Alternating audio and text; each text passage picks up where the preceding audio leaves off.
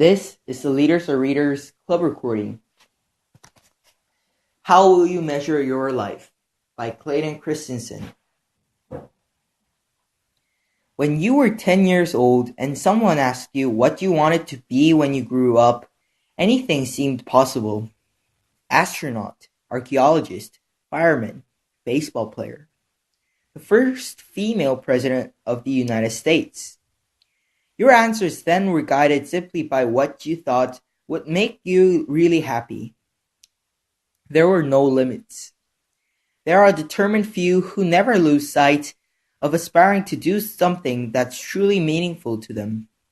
But for many of us, as years go by, we allow our dreams to be peeled away.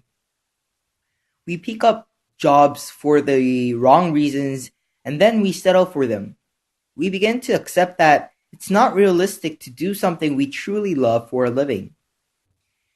Too many of us who start down the path of compromise will never make it back. Considering the fact that you'll likely spend more of your walking hours at your job than in any other part of your life, it's a compromise that will always eat away at you.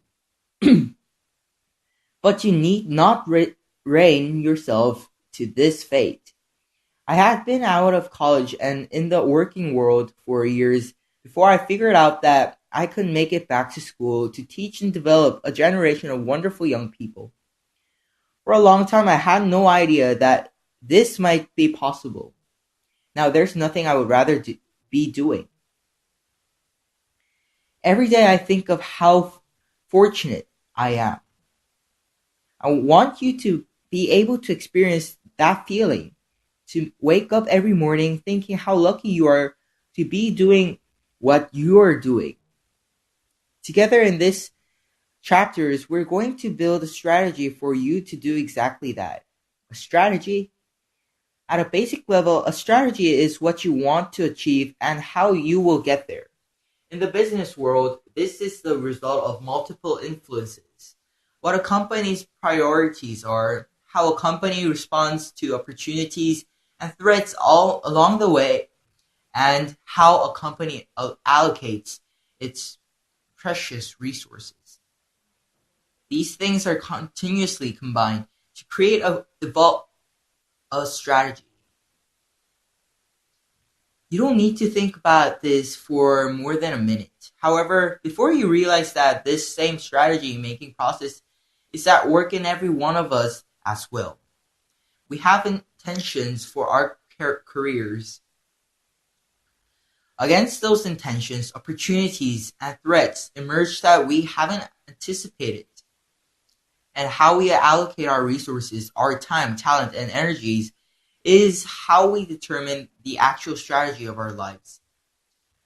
Occasionally, the actual strategy maps quite closely with what we intend. But often what we actually end up doing is very different from what we set out to do.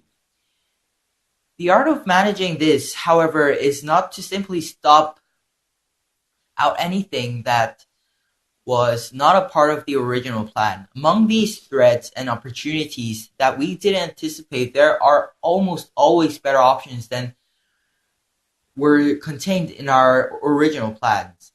The strategist in us needs to figure out what these better things are and then manage our resources in order to nourish them.